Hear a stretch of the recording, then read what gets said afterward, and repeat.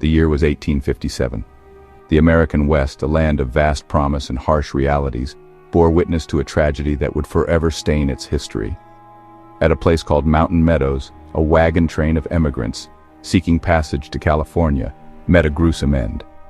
Their journey, filled with hope and dreams, was cut short by a storm of violence, fueled by religious fervor and frontier paranoia.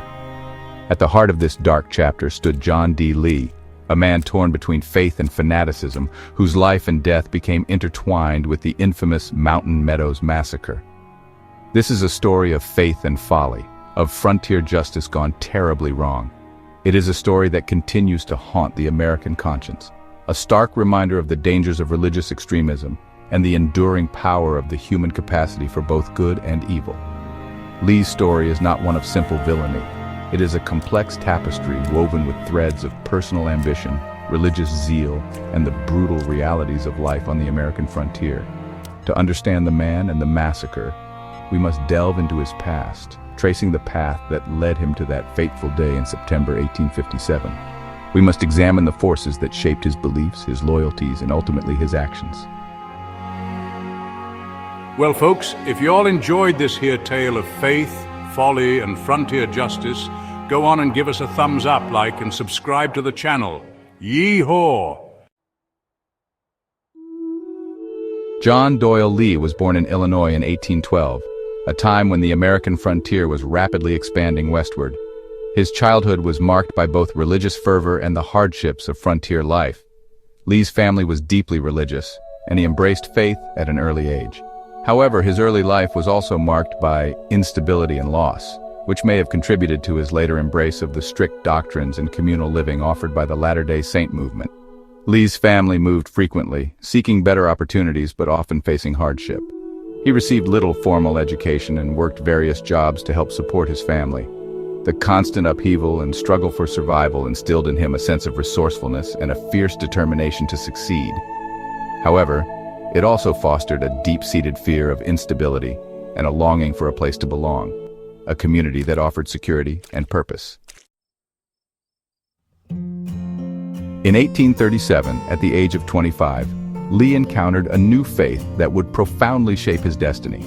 He converted to the Church of Jesus Christ of Latter-day Saints, drawn to its message of restoration, communal living, and divine revelation.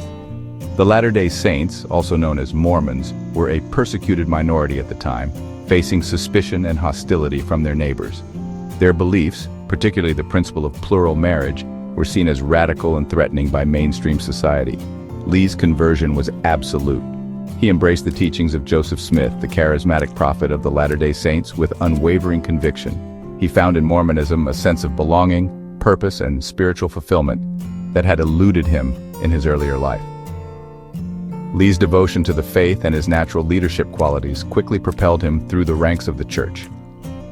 He became a trusted confidant of Smith and his successor, Brigham Young, and played an active role in the Latter-day Saints' westward migration, seeking refuge from persecution and a place to build their Zion in the untamed West. Lee's journey westward mirrored that of the Latter-day Saints, a story of faith, hardship, and the relentless pursuit of a promised land. He participated in the arduous trek across the Great Plains, enduring hunger, disease, and the constant threat of conflict with Native American tribes. Despite the challenges, Lee's faith never wavered. He saw the hardships as tests of faith, trials that would forge the Latter-day Saints into a chosen people, destined to establish God's kingdom on earth. However, as the Latter-day Saints established themselves in Utah, tensions grew with the United States government. The Mormons' practice of polygamy and their growing political and economic influence in the region fueled suspicion and hostility. By the mid-1850s, rumors of Mormon rebellion and defiance of federal authority reached Washington, D.C. The Utah War, a simmering conflict between the Latter-day Saints and the U.S. government, cast a long shadow over the events at Mountain Meadows.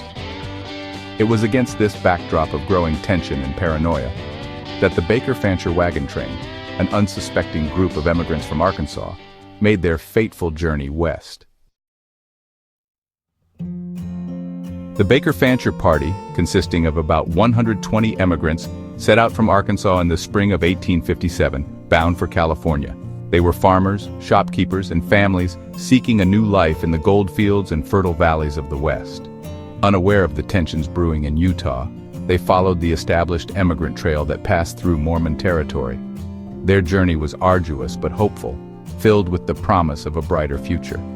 They were unaware that their path would soon intersect with destiny, leading them to a desolate valley in southern Utah known as Mountain Meadows. The Baker Fancher party was not alone on the trail. They traveled alongside other immigrant groups, sharing resources and stories around campfires. However, accounts from the time suggest that the Baker Fancher party may have been involved in disputes with some Mormon settlers along the way. These disputes, likely fueled by misunderstandings, rumors, and the general atmosphere of distrust between Mormons and non-Mormons, would later be cited as contributing factors to the tragedy that unfolded. On September 7, 1857, the Baker Fancher party, having endured weeks of travel, made camp in a meadow surrounded by hills. They believed they had found a safe haven to rest and replenish their supplies. However, they were being watched. A group of Mormon militiamen, fueled by paranoia and false rumors of the emigrants poisoning water sources and conspiring with Native Americans, had been tracking the wagon train. John D. Lee, a respected elder in the Mormon community and Indian agent, was among them. What transpired over the next 5 days was a horrific act of violence that would forever stain the annals of American history. The Mormon militiamen, disguised as Native Americans, laid siege to the Baker Fancher camp. The emigrants, caught in a deadly trap, fought back bravely, but they were outnumbered and outgunned. After days of desperate resistance, the emigrants, believing they were negotiating a truce, were lured out of their makeshift fortifications. What followed was a cold-blooded massacre. Men, women, and children were slaughtered, their bodies left to rot in the sun. Only 17 children deemed too young to pose a threat were spared. The aftermath of the Mountain Meadows Massacre sent shockwaves across the nation. News of the atrocities slowly trickled back east, sparking outrage and demands for justice.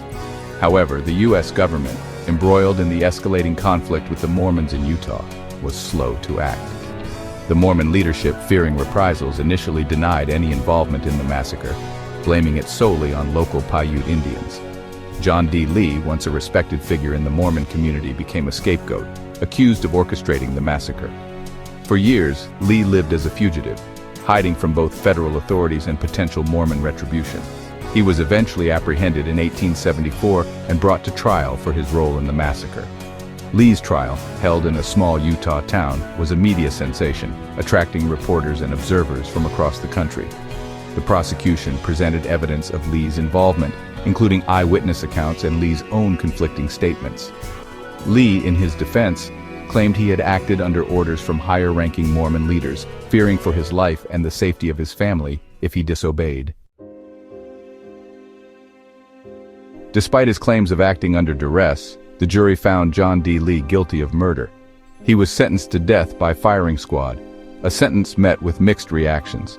Some saw it as a long-overdue act of justice for the victims of the massacre. Others viewed it as a politically motivated act, a way to appease public outrage and deflect blame from more powerful figures within the Mormon Church. On March 23, 1877, at the age of 64, John D. Lee was executed at Mountain Meadows, the very site of the massacre.